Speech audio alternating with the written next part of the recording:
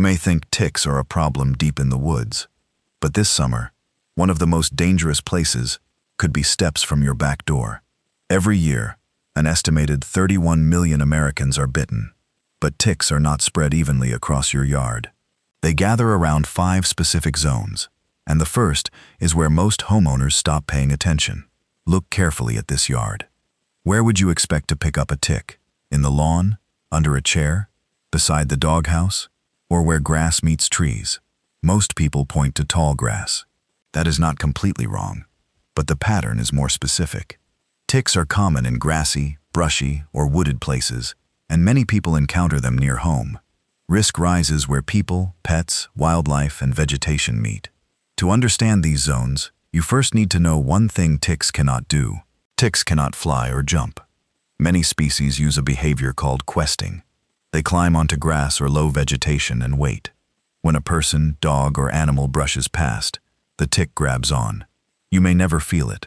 It can attach to a shoe, pant leg, sleeve, or fur before reaching skin. And that explains why the most important part of your yard may not be the lawn, but the line around it. Zone 1 is the border between open space and dense cover. It may be where your lawn meets woods, a fence, hedge, shrubs, or ground cover. These zones offer vegetation, where ticks can wait, and regular animal traffic. Not every border is full of ticks, but these edges deserve attention, because children retrieve toys there, pets investigate them, and adults reach into them while gardening. Fortunately, there is a simple way to separate your family's activity area from the denser parts of the yard. But the barrier needs to be wider than most homeowners expect. Create a 3-foot wide barrier of gravel or wood chips between the lawn and wooded or brushy areas. It reduces contact with vegetation, marks the edge, and separates used space from dense habitat. It can also guide children and garden paths away from the edge. But even a perfect border will not solve the problem if one hidden layer still covers the ground. Zone 2 can be hidden beneath a garden that looks clean from eye level. Below shrubs, you may find damp leaves, dead grass, weeds, or branches. These places stay shaded and hard to inspect. Leaf litter, tall grass, and dense brush are conditions homeowners should remove or reduce around their homes. This does not mean every pile of leaves contains ticks. Accumulated material creates hidden surfaces and more contact with low vegetation. Removing the leaves helps, but one change above the ground may matter just as much. Now look at the shrubs and lower branches. When bushes become dense, sunlight struggles to reach the soil. The ground stays dark, damp, and hard to inspect. Trim lower branches and thin shrubs so more light reaches the ground. Black-legged ticks are less likely to be found in bright, sunny areas than in shaded, brushy habitats. You do not need to remove every plant. Focus on unmanaged pockets near people and pets. But Zone 3 is not natural. It is something homeowners deliberately stack outside. Look at the woodpile, old boards behind the fence, a broken chair under a tree, or unused furniture in a damp corner. Woodpiles, discarded furniture, and clutter create protected spaces that are difficult to inspect. They may also attract rodents or shelter wildlife. Stack firewood neatly in a dry location. Remove abandoned furniture, boards, containers, and trash. This is not only about appearance. It removes hidden pockets and makes the property easier to monitor. That matters, because a tick bite can cause far more than an itchy red mark. Lyme disease is the most common tick-borne disease in the United States. Approximately 476,000 patients are estimated to be diagnosed and treated for Lyme disease each year. That is not the official number of reported cases. And it does not mean every exposure happened in a backyard. But it shows why this tiny parasite deserves attention. Symptoms vary, and a person may not remember being bitten. Prevention means reducing contact before attachment.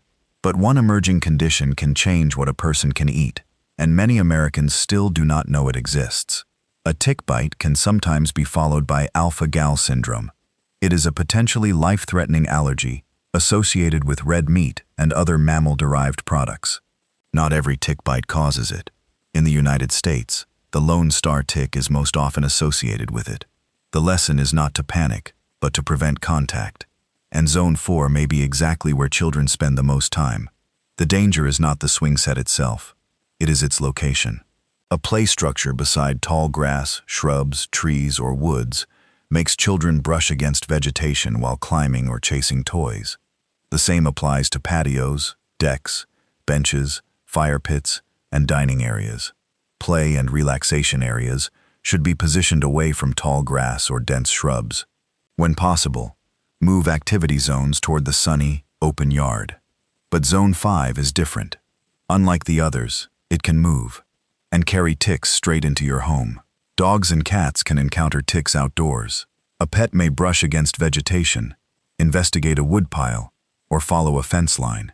A tick can then travel indoors on its fur. Check pets every day after outdoor activity. Pay particular attention if they have walked through tall grass or thick brush.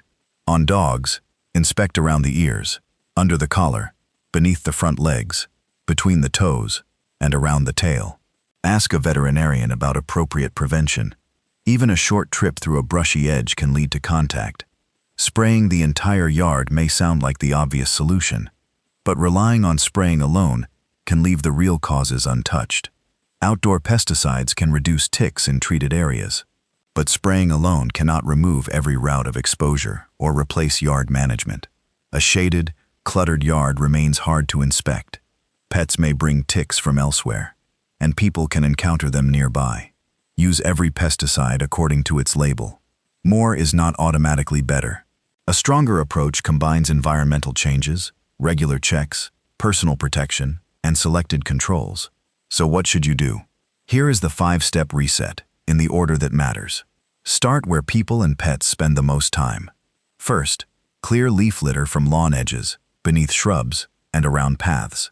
Second, mow regularly and cut back tall grass or weeds that brush against clothing. Third, thin shrubs and trim lower branches so the ground becomes brighter and easier to inspect. Do not redesign the property at once. Focus on the routes your family uses. That may include the shed path, dog run, play zone, and seating area. Then create one boundary that changes how your family moves through the yard. Fourth, create a visible gravel or wood chip buffer between the lawn and dense vegetation. Fifth, reorganize objects near that border. Stack wood neatly in a dry place. Remove old furniture and unused materials. Move chairs, toys, and play equipment away from brushy edges when practical.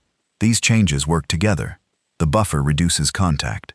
Open ground improves visibility, and the new layout keeps activity farther from dense cover. A safer yard reduces exposure, but it cannot remove every tick. Your next line of defense begins before you walk outside. When gardening, clearing brush, or spending time near wooded edges, use an EPA-registered insect repellent according to the label. You can also use clothing and gear, treated with 0.5% permethrin. After outdoor activity, check clothing, equipment, children, and pets. Then perform a full-body check.